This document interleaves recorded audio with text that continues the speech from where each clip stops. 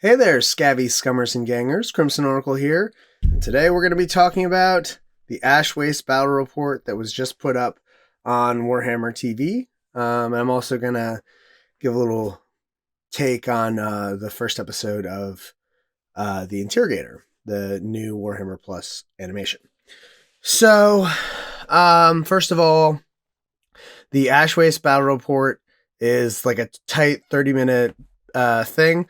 I noticed that they made some jumps when they were showing results. They were showing less of the to wound rolls. They didn't give us a lot of the exact specifics about the toughness and strength values of weapons, which I think is interesting because there were a few new weapons and two completely new, units, the mount and the quads that the Orlocks were using. So I was hoping we would get just a little bit more information than we did. But we got a bunch of different bits of info. First of all, so in the screenshots I took of the battle report, you can see they give sort of overall descriptions of things. So the mono hook pulverizes enemies is the description we get for the Ash Waste Leaders rules. And then there's the Charge Caster, which is a rocket launcher that's specific to the Ash Waste Nomads. And then there is the Rocket Pack, which is a piece of equipment that we discover later in the battle that will reload the Charge Caster the first time for free if you happen to be nearby. There are long blades. It's not clear if they are characters and can take infiltrate as a skill, or if they get infiltrate natively, kind of the way that the corpse grinder initiates do. There are the Dustback Helamites. They have chain lances, and those are pretty brutal against infantry. We've got the guy with the rifle.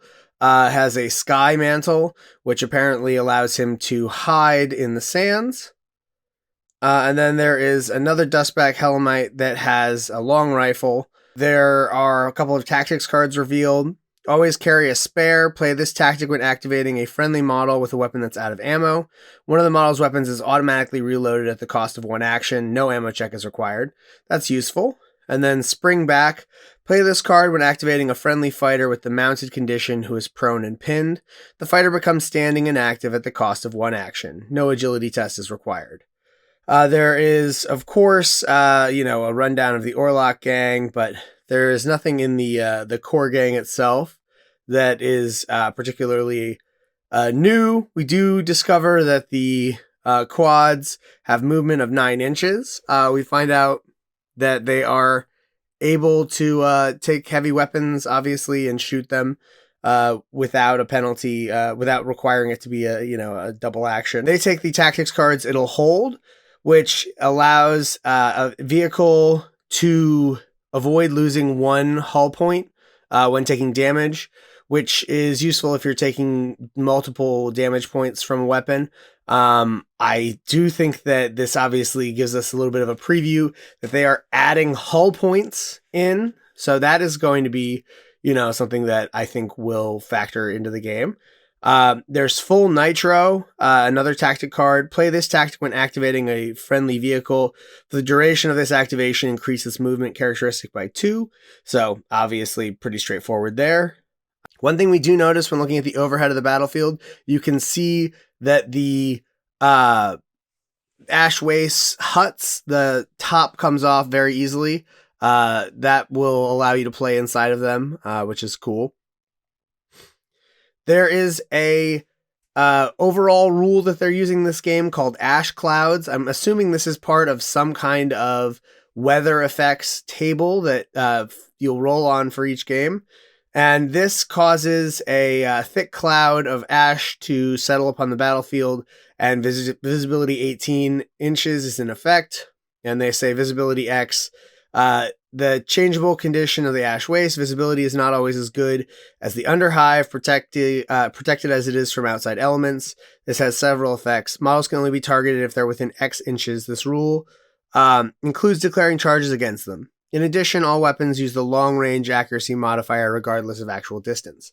So that's a pretty impactful peril to run into. It reminds me of some of the perils that you encounter in the Open Hive War deck, which can be a lot of fun and add a lot to the game. So I'm excited to see what variety of outcomes there are, and I think this is a really useful thing for allowing the more open battlefields of the Ash Waste to still not become kind of static gun lines shooting at each other. So that's pretty cool. You get to find out that vehicles are able to make a move action that's their full distance, or a move and shoot action where they go half their distance and then can still fire. There is the option to run over a fighter. You move within a certain distance, within 1 inch, that is.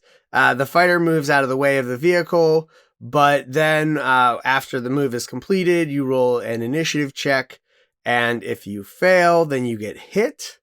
And what's more, if it's a seriously injured fighter, you can only get out of the way on a natural 6 on your initiative check.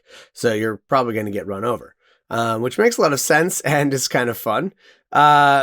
So if you do fail, it looks like it depends on how far the vehicle moved, the strength of the attack. So if you are going fast, you can run someone over at strength 9, which is pretty intense. I'm wondering what vehicles ramming each other is going to look like, because that sounds like the kind of mechanic that will also come up based off of this. We find out from their gameplay on the tabletop that the rocket pack can reload the rockets. We also find out that vehicles are mentioned making 45-degree turns a bunch. I suspect that this is related to the vehicle rules having some kind of a strict rule about how often or the number of turns you can make depending on your speed. They do mention that the vehicle has a massive explosion result. There is a loss of the main weapon, and they have to take a loss of control test, which leads to it driving in a random direction and, in fact, running over 2 fighters that it had previously run over earlier.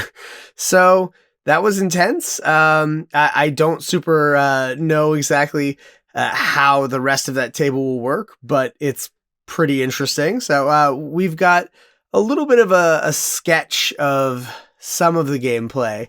Not everything so far. They're still drip feeding it to us, but it was fun to have a reason to, sit down and watch this Necromunda Battle Report, and I thought it was really good. They have definitely the advantage of being in an actual studio when they film, because goodness, is it tough to get that kind of quality out of a less focused space. So, yeah. Anyway, so I really, I'm looking forward to seeing what the rest of the rules look like. This was a fun preview.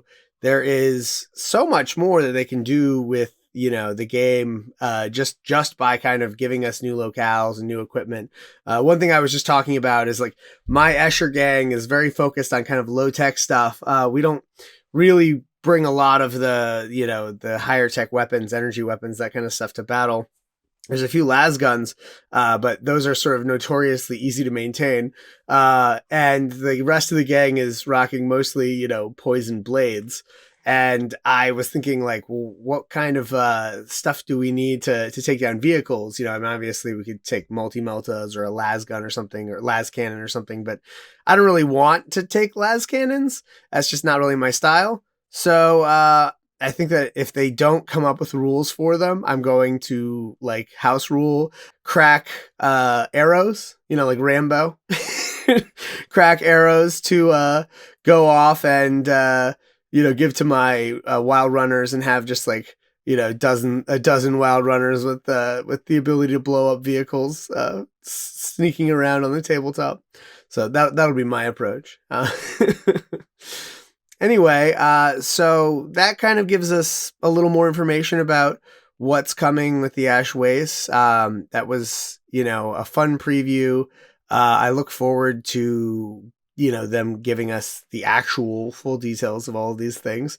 I'm really hoping that we see a variety of vehicle rules to start with that are sort of generic and you can customize to suit your needs. And then from there that we get all these kind of very specific gang specific things. That's just kind of the state of what we know so far. I thought I would do a video because I know not everyone has Warhammer Plus and isn't interested in watching the battle reports or what have you. So I figured I would collect what data I could and pass it along. I also got a chance to watch the first episode of Interrogator. It's 10-ish, 11-ish minutes. It's not a crazy long thing to watch, but they have done a really lovely take on the noir genre.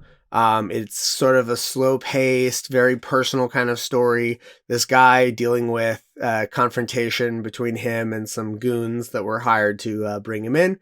And you get to kind of get a sense of his, mind state and what he is dealing with as a character, but you don't, get to know exactly what's going on.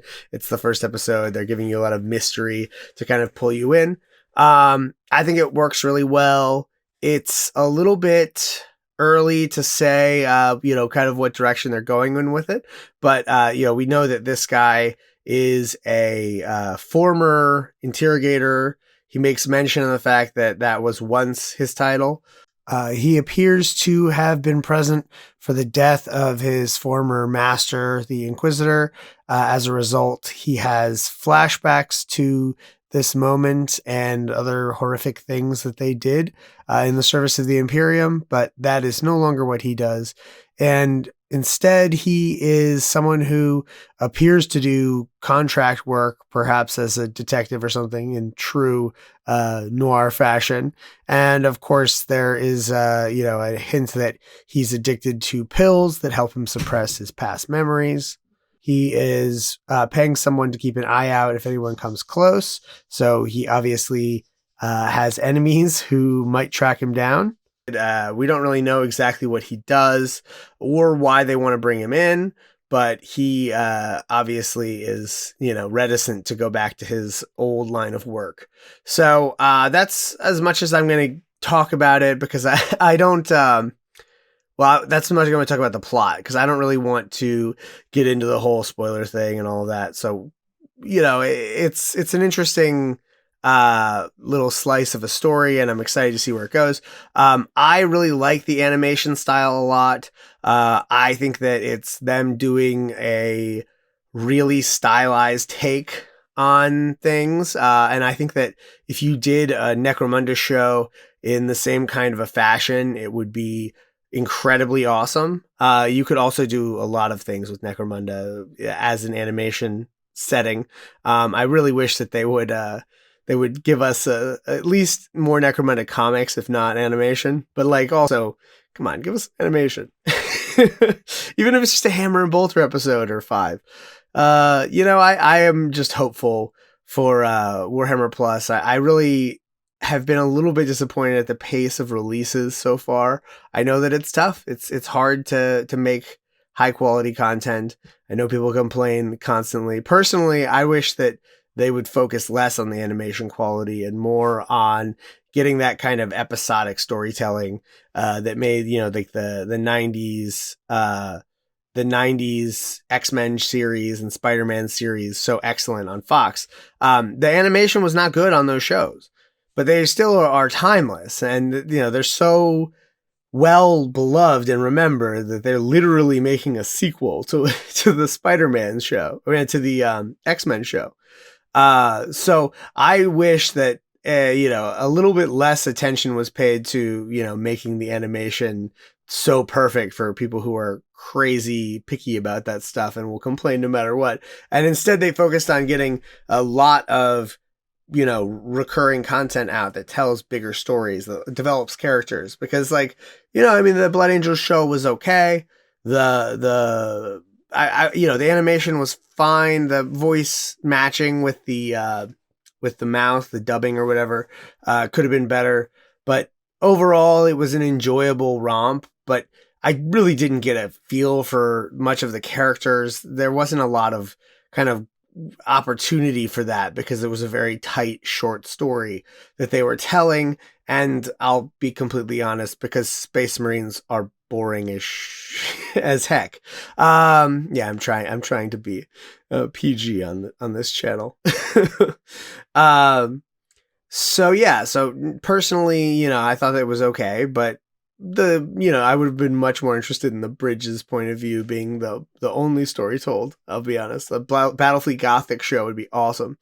Maybe with like little brief cuts to shipboarding action kind of battles. So GW, think about that. And then I am really hopeful. The Hammer and Bolter is awesome. They've given us some really wonderful characters and little kind of stories, and they are, I think, some of the best things that have come out of Warhammer Plus. But at the same time, I think that Trazyn is a character who deserves more than just one single episode of Hammer and Bolter. He deserves a full animation into himself. I mean, he's a perfect lens to view the world of Warhammer 40k, because he's been everywhere. He has messed with everything. He has a little bit of everyone's stuff in his collection. So the stories he can tell are magnificent. And he's like a super unreliable narrator. So you could include little like Easter eggs of him misleading the listener or retelling things in a way that makes him sound awesome, even if he got completely jobbed in a situation, And so I just hope that, they manage to tell more stories with Warhammer Plus. I know that they've only just scratched the surface of the first announced titles that they're doing, but I just hope that there's enough interest there for them to really grow into telling the vast breadth of stories that you can get out of Warhammer 40k, and starting with an Inquisitor or an Inquisitorial Acolyte running around in like a noir setting, in a hive city is going to be totally awesome. That's the exact viewpoint that I would recommend people start with if they're getting into Warhammer 40k. Check out the Eisenhorn series. The Gaunt's Ghost series is another good one. That kind of stuff. So tell those stories, but also, having the window into the kind of broader, bigger picture stuff via a show from Trazyn's point of view would be really fun. So that's just my thoughts on that. And I got kind of off track a little bit here. So yeah, thanks everybody for watching. Happy 420. Thanks again to my patrons who, of course, support me and keep me going. Thanks to everyone for watching. Don't forget to check out the show on Patreon. You can be a supporter there. Don't forget to check out the podcast. I've got tons and tons of episodes of detail about Necromunda on there. And of course, everybody stay safe and don't forget to change your paint water.